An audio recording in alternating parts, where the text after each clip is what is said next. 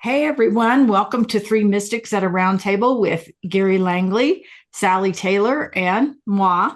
And today we're going to delve into a deep subject that maybe all of we don't really fully understand, but we think as we sort of delve into it, there'll be some clarity around it.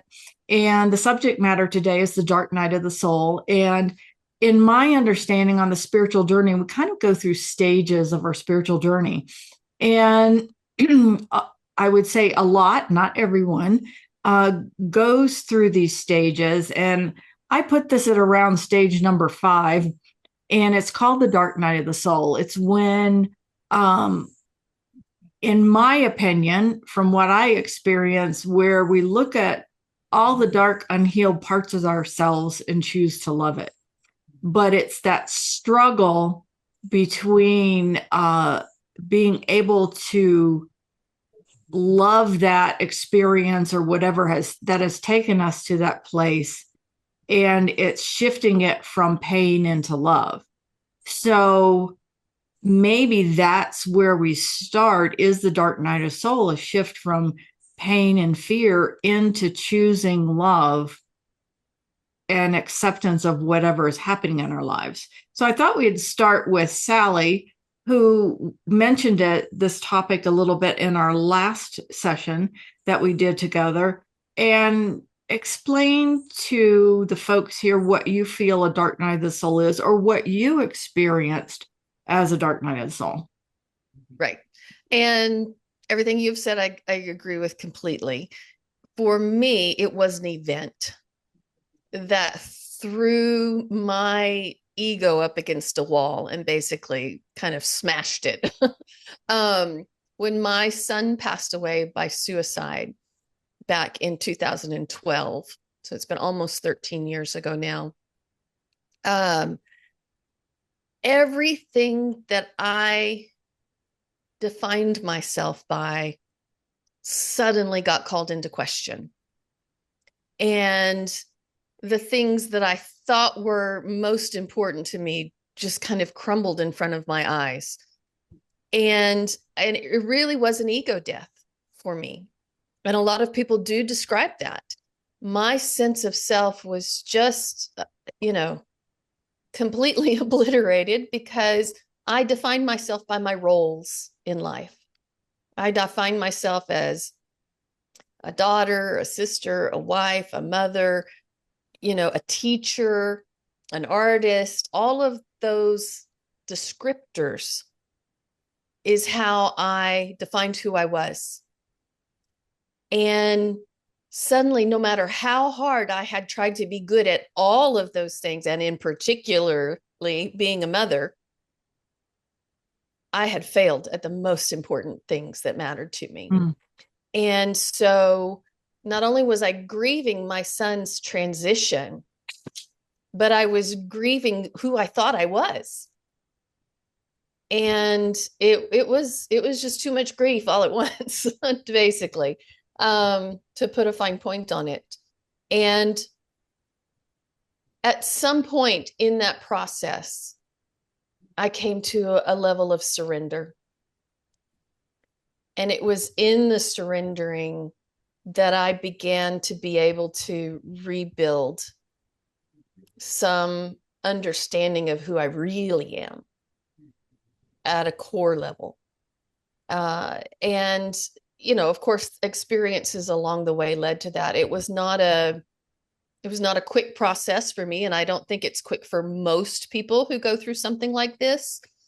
For me, it was years, not months or weeks. And it was aided by becoming open to the ideas that my son was not also obliterated with his passing, and that not only was he not obliterated, but I could communicate with and interact with him. And the first things for me were those dream visitations. We've talked about dream visitations a bit. And those dream visitations gave me an inkling that he was actively trying to communicate with me. And so with, an ongoing list of experiences, with meditation, with soul searching, I slowly climbed out of that dark night and realized I was not anything like the person that I was before I started. I didn't just rebuild myself into those roles that I claimed myself to be. Instead, I became more aware of a core nature, a core sense of being. And so, yeah, definitely it's a growth experience. Not one I recommend to anybody. If you can avoid it, that's great. But usually it's not something we actually choose or not. It's something that just occurs. And for me, that was the case. It was an instant event and a long road out. And my goal would then be to maybe help other people see that it doesn't have to be quite as long a road as I made it. Right? It may not be easy, but if you can open quicker than I did, if you can change your perspective a little faster, a little more easily than I did, maybe you'll do it a little more gracefully as well. Yeah, That's maybe been my it's experience. harder. Yeah, maybe it's harder when our identities are tied into certain things like being a mom or being this, and that is more important to us or very important to us. And so it takes a dark night of the soul to shake that out of us so that we start seeing that we're not this body, we're not this role, we aren't this personality, we're a divine being just experiencing these things. Um, and maybe the harder the dark night of the soul is how entrenched we are in that belief system of who we are. And when we go on a spiritual journey, I often think that everything that we're holding is more important than our connection to our own divinity and the divine has to be addressed or has to be challenged. Spirit often tells me it's kind of like if spirit asks you to swim underwater in the dark in a pit of alligators to get to the other side, are you willing to go? And I think that is what happens on the spiritual journey is, okay, God, I will do anything you want but this. I will do anything but lose a child to suicide. I will not go there. And yet it happened anyway, which was the pivotal point of you letting go. And I often think that the dark night of soul is really the universe, divine spirit challenging our entrenched belief systems in a way that get our attention to help us let go, to be able to grow or to come to see our own identity. So, with all of that, Gary, uh, let's put your 2 cents worth in here because as we were talking in the pre-show, you felt like, well, I don't know that I really had a dark night of the soul, but Yeah. I suspect you've had some existential crises along the way. Oh, yeah. But minor. My past's been more of a gentle sort of progression. Um, but I did a little homework on the Dark Night of the Soul so that I understood it better. And I'm going to read the short description, which I think encapsulates it very well. It's not depression. It's not simply grief or pain. It's a soul level initiation that occurs when all previous structures of meaning, belief, and identity cease to function. The divine feels absent, and the seeker is left with nothing but naked being without comfort or direction. It is a hollowing, not a punishment, a stripping of all that is not essential. And I think that sums it up very well. And I'd like to say for the viewers, it's not a prerequisite for awakening. There are different, it's a doorway, and it's one of several doorways. Um, there's also a gentle path of slowly progressing into this. And one is fire and one is light.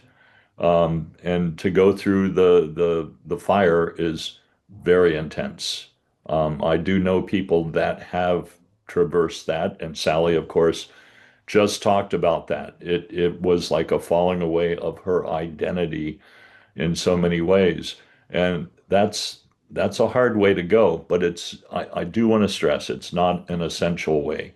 Um, and so the soul chooses what it wants. So Yeah, I often think that the dark night of the soul is those souls that want to grow really fast in a lifetime. And so instead of wiggling the tooth, they just want to pull the tooth out, right. and get it Good over analogy. with. And or our souls have chosen to really grow fast, through that experience of the dark night of the soul. And then the healing begins. Mhm. Then the aha begins. But I think that words it perfectly, Gary, about it is about identity and who we are and what we've wrapped our heads around the belief system about who we are in this world. And when that is more important, I often think a dark night of the soul happens, when like, hey, God, I'll do anything, but don't let me lose my house. And then you end up losing your house. You know what I mean?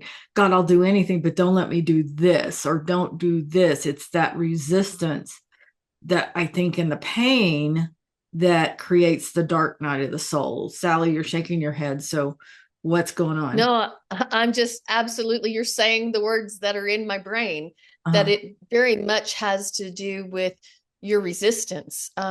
If my parents accused me of anything as a kid, it was of being hard-headed, right?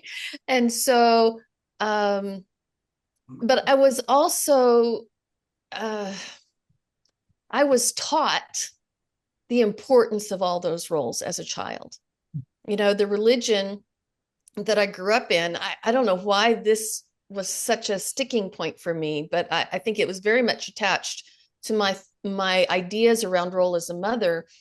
There was a phrase, a quote that was used in the LDS church that no success can compensate for failure in the home. And when my son died, man, I just had, according to the way that I was raised, the biggest failure that I could have ever experienced and or ever failed at. And it was really, really challenging for me to let go of my resistance to holding on to those kinds of things that I had been indoctrinated with as a young person. And so yeah, I'm just agreeing with everything you were just saying. Very much how much we resist these things impacts how challenging it is for us to move through. When my son passed, there was a really sweet woman who was in a suicide support group. She helped organize it, and it'd probably been 25, 30 years since her son had transitioned. And she was talking about the gifts that brought to her. At the time, I was weeks out and I was not ready to hear that. That was not something that I could accept in any way, shape, or form.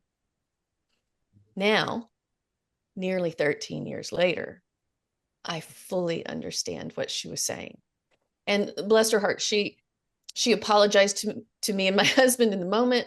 She knew that it was just not the right timing for the people that were in front of her, and she was very sweet and apologetic. But I remember it so clearly because I finally let go of my resistance to that idea and can now see, what do I wish that my son had never left the physical world during my lifetime? Absolutely. I wish it were different, but I've come to an acceptance that it's not different. And with that acceptance, I was able to move through the dark night. I was able to see the gifts that came with that experience, and not just see them, but also accept them as well. Yeah, that's a really good point because I think that folds in nicely to the dark night of the soul. What I found myself thinking about is this whole concept of suicide, and is a soul that going through a dark night of the soul when they come to that choice point of whether to leave or whether to stay. In my mediumship work, oftentimes I I don't fault anyone that chooses to stay, that finds this environment of third dimension, this pain and suffering planet, as we call it, all because of resistance. That they choose that I can't do this. I can't be here. This isn't working for me. And I don't have sometimes I think it's a right choice, to be honest, because there would be future pain and suffering, that they're not able to get over because of that deep seated, I can't handle this energy here.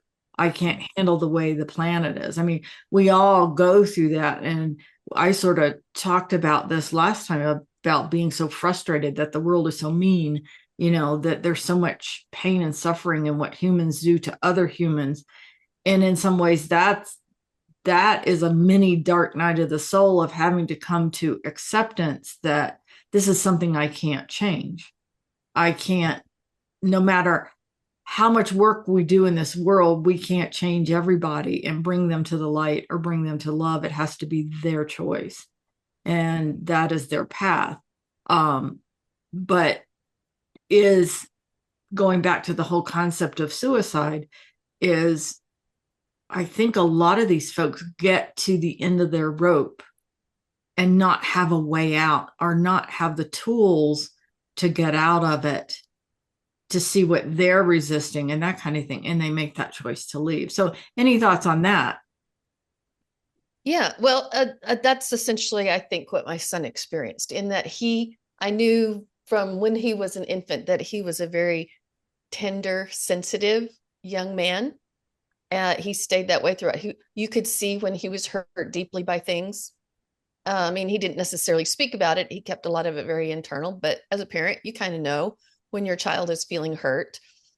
And I always felt like I was protecting him all the time. So one of the early recognitions that I came to after his transition, that it was always a potential. And again, not every parent is ready to hear this if they're early in their grief journey. So if you are early in your grief journey, just take this with a grain of salt. But I came to an understanding that I had agreed to the potential before we came into this life, that we both knew that this was a possibility. It wasn't a done deal kind of a thing, but it was always a potential. And it was one that I had also agreed to.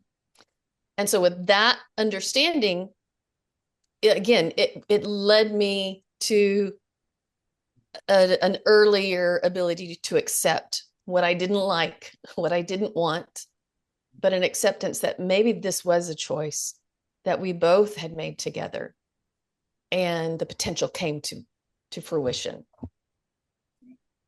Interesting. Any thoughts, Gary? Well, fascinating subject.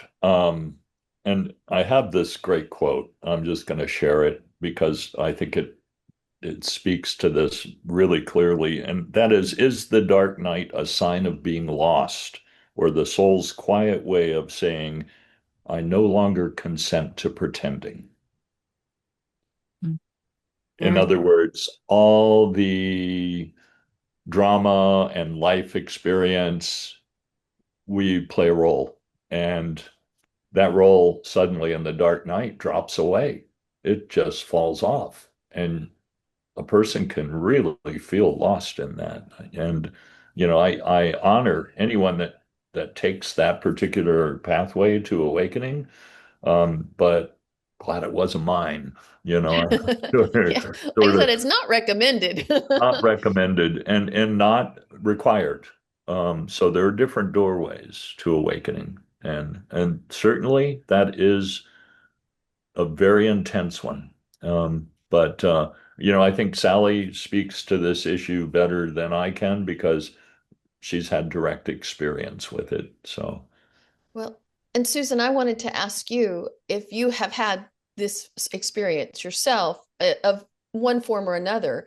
It doesn't always come because of grief or an event like that. Sometimes it's just an existential crisis. Sometimes it's, it comes in many ways. Have you had a similar experience yourself? I would say I had an experience where um, I didn't want to struggle with the pain that I was dealing with, you know, um, which brings up the question of religion, and we'll put a pin in that and come back to it. What role does that play? But I can remember going through my healing journey and a lot of pain coming up, where things weren't as I thought they were, or I didn't evolve as quickly. And I think a lot of people on their spiritual journey struggle with that. When am I going to get there? When am I going to get there? Why can't I see it? That kind of thing. And I think in some ways that's a little bit of a dark night of the soul because you think you're behind, that I'm not going to be there. But, for me, I think, and I may have shared this before, but this was quite a few years ago where I was working on healing something within me, and it was really painful, and I didn't know how to fix it. And I said, God, I don't want to be here anymore. That choice point. And Spirit says, well, you can come home if you want to, but what are you going to miss if you leave? And it shifted everything. To me, that was my dark night of the soul, which takes us back to this whole concept of when we were raging religion. I don't know if you were, Gary, or not, but for Sally and I, we're taught that we're these awful sinners, that need salvation, and we'll never measure up to God. We'll never get there. We're just these awful sinners. And so we look at ourselves as this lowly worm groveling around down here, not measuring up and that kind of thing. And I think that almost creates a dark night of the soul where you say, well, when you learn that maybe that's not true, maybe what we've been taught is to keep us from finding that incredible light that we are. So anyway, Gary, you had some thoughts. Well, I was going to say when you made this statement, and I just want to clarify, when we have that sense of wanting to move forward, when am I going to get there? Big secret, there is no there. It's an ongoing journey. I almost don't like the word enlightenment because it sounds like a finality, and it isn't. It's a stage on your path. So we can't push it. It has to unfold on the soul's timing. So I don't think that we can by force generate an expansion in our consciousness. We have to ride the wave. So, And I agree with that 100% because I think, we just have to embrace the journey where we are, that we're exactly where we need to be experiencing what we need to experience, right. On this journey. But the resistance is what creates the pain.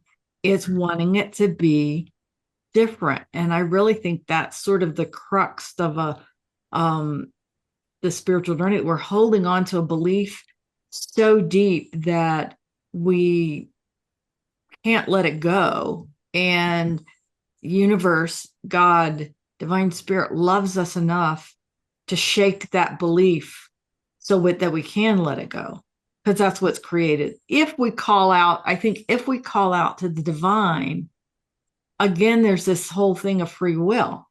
Yeah. If we don't have the tools, that there's this incredible divine being, if you want to call it Holy Spirit, Holy Breath, something out there that wants to help us, but we have to invite it in on some level. That's In it. the midst of that. And help is always available, but we have to turn in that direction. I agree. Yeah. Very well said. Yeah. And that surrender is such a big part of that. That willingness to let go of whatever that thing is that you're holding on to, that desire, that want for things to be different, whatever it happens to be. When you can let that go, that's the opening. And so maybe let's talk about that next. What growth, what gifts do come from having traversed these kinds of existential crises? I would say for me is my spiritual growth and finding peace and coming to face with all the parts of me that I chose not to love and choosing to love it. I often think that we all have a part of us that's in the loony bin, that's in a little mental insane asylum, and almost like walking in there and seeing that part laying on the bed in the fetal position and drawing that part of ourselves into our arms and say, I will love even you, even the broken parts, even the wounded parts. I will choose to love you no matter what, warts and all. And so I think that's sort of a little part of the dark night of the soul, is that seeing what we hate about ourselves and what we don't like and choosing to love it. I don't know if that answered your question, but that's where it led me in being able to remove the things within my own self, my own wounds, going on this journey to heal my wounds so that I could see the divine being I was created to be and choosing to love it, whether it was perfect or not, warts and all. Yeah, and we're never going to be perfect, Mm-mm. and just accepting that is a big step forward. Accepting we have flaws. We work on them, but we have flaws. And that's how we learn. And that's how we grow, is because of the flaws, Mhm. you know. Go ahead, Sally. What's going on in your head? Well, I'm in perfect agreement that yes, learning to love yourself, the flawed parts of yourself, the good parts of yourself, all the parts of yourself as you are is a big first step. But then in addition to that, it has made me more compassionate, more in tune to other people's experience, more willing to serve in ways I never imagined, you know, and more willing to overcome my own fears around that, because in that service I'm helping others. I'm able to be compassionate in order to assist them in whatever way is they will allow. Certainly you can't force your experience or yourself onto others, but you can certainly share when the opportunity comes. And so, yeah, it has opened me up in ways that I don't even have full words to describe yet, because it's an ongoing process. I think that's really important what you just said, because when you experience something yourself, then you're better able to assist others that are going through that. Whereas if you haven't experienced it, you're kind of an outsider. I mean, you may intellectually understand it. And I'll give the example of my house burning down and having a little PTSD. Well, I never understood what PTSD was. I've heard other people talk about it, but now that I've experienced a degree of it, I'm better able to assist somebody that's going through that. So, So have you overcome the post-traumatic PTSD? for Yes. the most part, a few little memory gaps once in a while, but really, I walked through this knowing it couldn't have been any other way. This had to transpire for some reason that I don't know all the reasons for. But um, yeah, I think I've recovered, and Sally can attest to the fact that I've uh, I've come through it pretty well. People ask me, "Well, how are you still functioning?" And I said, "Well, we have that choice. We can be a victim, or we can grow and learn from any experience. And sometimes they're tough experiences, but the potential of coming out the other side of that is growth, expansion. So, And peace, I think. and peace. Yes. Finding peace through the struggle or the what we're bumping up against in life, Mhm. sandpaper of life, that rubs us the wrong way and causes us to, want to resist. And, and I really like this word resist, because we often just resist so much. I don't want it to be this way. I don't want it. And so I think a lot of the dark night of the soul is about that resistance. Yet it's the key to our awakening or our evolving, or whatever you want to call it, the spiritual awakening. It plays such a wonderful role to help us find ourselves, really, our true selves, not our roles, but the part of us that came here, our soul selves, maybe if I say it that way. It helps us find our soul self that is above and beyond the personality, the ego, and that kind of thing. So anyway, thoughts? It helps us remember that we're not a body. We have a body. And if we can maintain that perspective that we're an eternal being, then we're just observing what we're passing through. And that lightens the load some as far as emotional turmoil and things of that nature. So if we can really grasp that we're so much more than we know ourselves to be, um, I think that can be really helpful in moving through the traversing the rough parts of life. So I guess is the best way to say it. So Sally, go ahead. I see you have a thought. You get that Well, it's little just, bubble by your head. yeah. As you're talking, it was bringing up my favorite quote. Well, what not? I've got so many favorite quotes. So to say favorite is not an accurate term.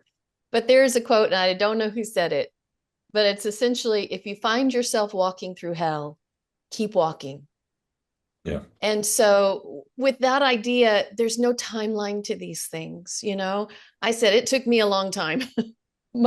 By my reckoning, it took a long time for me to begin to feel a shift in my experience of this dark night of the soul. But there's no right or wrong to this process. You just put one foot in front of the other and keep walking, and just be looking around yourself for guideposts. Be willing to surrender all the things that you've held on to. And that's a challenging thing. I mean, it really is to let go of the things that you think are so important, but ultimately they're the things causing you the greatest pain. And so I would just encourage anybody who finds themselves, going through one of these challenging experiences to be gentle with yourself, learn to love yourself, and keep walking. One of my favorite quotes from the Sufi poet Rumi is, "The wound is the hole where the light shines in." So, Yeah, that's embracing the wound. That's embracing the broken parts correct. and choosing to love the broken parts. Correct.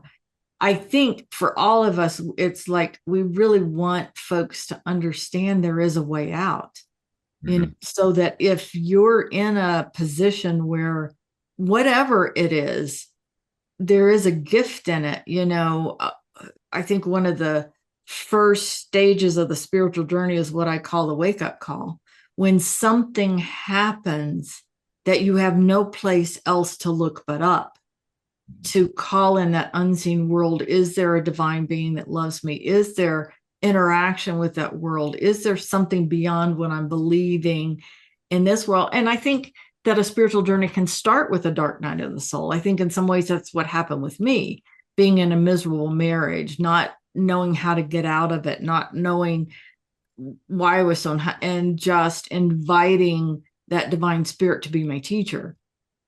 And that, even though no bells and whistles went off when I did that, it started this progression of mystical and metaphysical experiences, because I reached out, I invited that unseen world, if you want to call it God, it really doesn't matter, that loves us and wants to help us. again, I really think it's a free will choice. You know, for you, Sally, was there an aha moment in your dark night of the soul where it's like, oh, where it shifted? Does that make sense? Yeah, there wasn't a single one. There were small ones along the way. Mhm. And over time, I just began to recognize, oh, I'm a little different in the way that I'm walking in the world now. Um, so it was about the 4 year mark for me. I'm going to be honest, after my son's transition, that I started to feel a shift. And like I said, you don't need to take that long if you don't need to, but if you do need to, take more. It's okay. There is no timeline, but for me, it was a lot of small things, a lot of small experiences, and they built up to be a mountain of evidence Mm. that has helped me. Go ahead, Gary. And I think something I'd like to stress to people is don't despair when you're in the middle of despair, because there will be an end to it. You will come out the other side and you'll be more than you were before you entered into that experience. So go ahead, Sally. One more quick thing because it very much relates to that, Gary, and that is don't expect to be who you were before whatever caused it occurred. Right? Some people want to go back to the way things were. And Comfort zone. that's the grasping, that's the holding on. We're human beings are afraid of change, right? We don't change until the pain of staying the same outweighs the pain of change. And that's the point that we make that shift. So that's the thing, you will have to grieve your old self as well as whatever other events have occurred that have initiated it. And that's okay. Grieve your old self, but then be in love with the new person that you find along the way. And it will be more than the old self, It will be more more. expansive, more able to understand the greater reality, the greater picture. Yeah. I often think that people think that you go on the spiritual journey and you invite this connection with that unseen world to work with it. Do you know what I mean? That they think it's going to be rainbows, puppy dogs, and flowers. And it's not always rainbows, puppy dogs, and flowers because it's you're going to be challenged. You're going Mhm. to be, um, like for you, Gary, it's like, okay, my house burnt down. Now I'm homeless. You know what I mean? I don't have that anchor or that stability, and yet you've learned that universe provides and guides. Well, You, you know what happened is my own mediumistic abilities sort of kicked into high gear because I let go of all of that stuff. And there was an expansive feeling that came out of it. And suddenly I'm getting on a much greater level information from guides, the other side, people's loved ones. Um, I was kind of thrown into a situation recently where I was on a Zoom where there was a medium who was doing readings throughout the hour and a half, and then she left, and the host and I um, started trying to do readings for people because there were still 120 hands up, and I was getting information. So, and it's like I have no idea, how that kicked into gear, but I know it's part of the shedding of the attachment. I mean, I grieve my animals greatly still. When my attention turns to my animals, there's a pain and there's some stuff I've got to process there. But the belongings, those were pretty easy to let go of. Even though there were attachments, those have now dissipated. And in one sense, it's almost freeing. I don't recommend burning your house down to feel freedom, but um, it's one path. And also understanding that the reason we are here is to come up against adversity so that we grow from it. Because we don't have that adversity on the other side, at least from my understanding of it, that things are pretty fluid and light there. But here we have to come up against our dark side. We have to come up against pain and turmoil sometimes. Um, but we can grow immensely from such experiences. Yeah, I agree with that 100%. And that's the word that was coming up for me is freedom. In Hmm. some ways, you've got a sense of freedom of not having to worry about all that stuff anymore. Do you know what I Yeah, mean? And I would suspect you may say, I'm going to live a little more simple this time. You I know, am. I'm going to not carry the heavy burden of things. And you think about how so many people, life is about accumulating those things, whether it's the best car or the best house or the right furniture or the best job.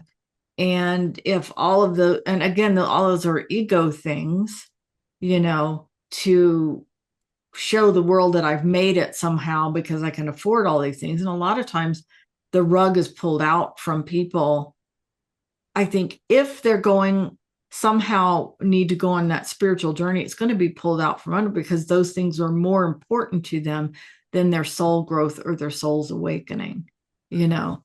Um, but what I want people to understand is there's always hope, you know, when you're going through a really dark place, and a lot of people are going through a lot of dark places right now on the planet.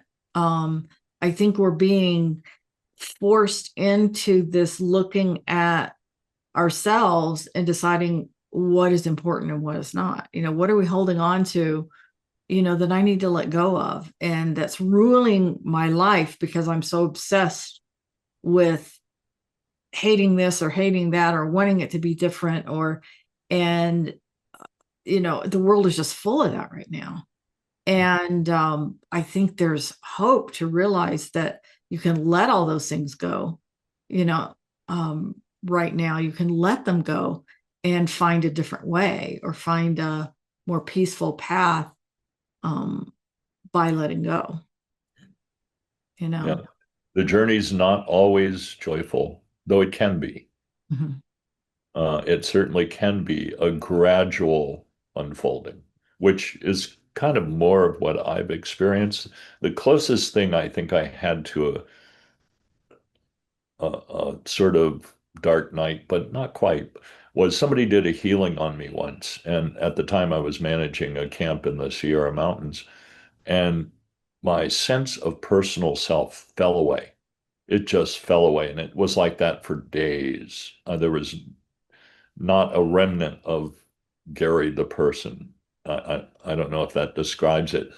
And I thought, well, how can this happen now? I've got 200 people here I have to attend to. Shouldn't this happen in the winter when nobody's here? But you know what? I was everywhere I needed to be without even having to think about it. And I noted that, oh, this person needed me, and I just happened to be right there. And that person needed me, and I happened to be right there. Everything fell into place. There's an order to the universe. And so I just throw that in. That's probably my closest to a dark night because there was a momentary panic. If the personal self falls away, how do I function in the world? And gradually, a sense of the personal self came back, but it was different, you know. So it was one of those steps, little mini dark night, I guess you could say. No, that's good. And thanks for sharing that because I think it's true. We can go through a lot of because I think I've gone through a lot of mini ones Mhm. like Sally and you, not one big huge one like Sally. I mean, there was where I came to a choice point where I said, I don't know if I could do this. I don't know Mhm. if I can I don't know how to get out of this pain. Can I leave? And I don't think that I would have ever gotten to the point where I took myself out, but I wanted to be out. I wanted to be out from under the pain. And there's got to be a lot of people out there that are really struggling with difficult things. And it could be anywhere from a crappy marriage or financial difficulties or all of this, I think is all coming to a head. I mean, you look at it on the macro level and everything seems to be falling apart. But I also think it's an indication of what's happening in individual people's lives where, they're clinging to, whether it's money or not having money, or relationships working or not, or losing someone that you were so dependent on in this world to make you happy, and then they're not here. And then who am I outside of that relationship? Who am I? Which leads us to the existential crisis, which I think they're closely linked, to Dark Night of the Soul and the existential crisis, because I feel like I've been through a lot of them. Because when you have this aha discovery that the world isn't what you thought it was, or that belief wasn't what you thought it was, and then you let go of it, then you've got this empty hole of, well, then who am I outside of this? Without this belief, who am I outside of? Where do I fit in the world? So any thoughts about an existential crisis? Because Well, I think those are just as important. I just want to add that was the main question Ramana Maharshi and Nisargadatta Maharaj would tell people to ask themselves, who am I? Because, are you this structure you've built? Are you this facade of a person that's going to live 60, 70, 80 years and not be here? Or are you something much more? And so, yes, that is the essential question. Who am I? So, Who am I? Yeah, yeah. Go ahead, Sally. Yes. So I would say that the Dark Night of the Soul and an existential crisis are two sides of the same mirror, that they're essentially synonymous with some maybe slight differences. But the dark nights typically cause an existential crisis. And so whether you get there because, again, a loss or a change, or, something that makes you question who you are, an ego death, they're very, very closely connected. And I would say that for both of them, they at their core change who you are and your way of understanding not only yourself, but the world around you. And absolutely. so, yeah, I think, you can definitely talk about them in the same breath. Mm-hmm. Yeah, and I think this fits nicely back into what Gary was saying about having 3 days of no Gary. Do you know what I mean? Um, I often think it leads you to the no Gary experience. We might have coined a new term, a no Gary experience. No self experience, and it leads you to that. We as humans always want to fill it up with something else. Once we let go of something, well, if I'm not this, then who can I be next? Mm-hmm. And what if the who could I be next is just being, just being without having to define it, letting go of the definitions of who we are. Our role as a mother, but that's not who we are. That's just a role, Yeah. or a job, or whatever it is we do in the world. None of those things in reality are important. That's just how we're expressing our love in the world through those roles. Which leads us to, everybody asks, well, what's my purpose? What's my purpose in life? If I'm not this, then what's my purpose? And Spirit's always taught me to become love. Yeah.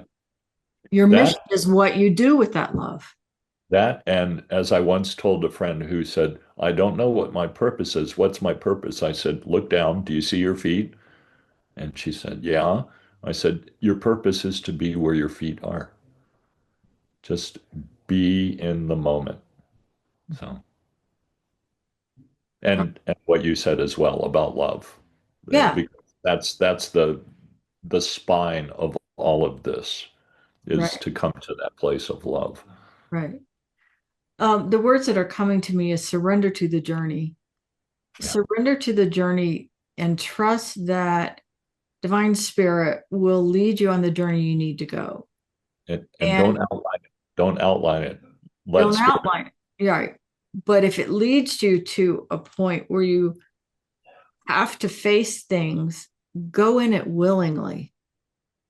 I've always had my greatest God moments when I've been willing to go into my deepest pain. Mhm. I have always had that. I've always, instead of running from the pain, which is what everybody does, right? You bump up against the pain, and so let's go have a drink, you know, let's go watch YouTube videos for 3.5 hours so I don't have to think about my pain. Let's not run into it, you know, and engage with it. Let's run from it. And so pain is here on the planet, you know. I call it the pain and suffering planet. And we learn through pain and suffering, Sure. but we have to let go of the resistance that that's what it is, because it's a great teacher, you know. All of us have come out the other side of engaging that pain with incredible ahas and a stripping away of what we thought we were or who we were in this world. And so if people could really understand, pain is not the enemy, you know, it's Yeah. not, it really is a gift that helps us grow and move beyond where we're stuck. Yeah. Okay, which then, saying that word stuck, I think a lot of time a dark night of the soul happens because we're stuck and we need an earthquake in our life to get our attention, you know. And this plane of existence provides something that we can't do on the other side, and that is experience all of these things firsthand. So look at it as a gift. Your pain is a gift. I know that's hard to swallow for a mother who's just lost their child. I have nothing but ultimate compassion for someone in that situation. But eventually you can come to the place where you can see, I grew from this loss. It may not be immediate. Like Sally said, it took her several years to come to that, but just love the person she is now. I mean, you know, she's one of my very best friends. So, um, but much growth can come out of it. So, Ditto, my friend. And I would say, just to add one little piece to what you guys have both been beautifully saying, is that the journey is a journey of remembrance, mhm. coming to remember who we truly are. And so that's the journey. That's the experience of life Yeah, is, and you can understand that, much as Susan was saying, it's about coming to understanding yourself as love. That's what you're remembering. Yeah, that you and are loved. Yeah. oh, I'm sorry. Go ahead, Susan. No, I'm good. Go ahead for it. I was going to say, you know, working with a lot of different Zoom groups, I notice that what precipitates a lot of people turning to a spiritual search is great loss.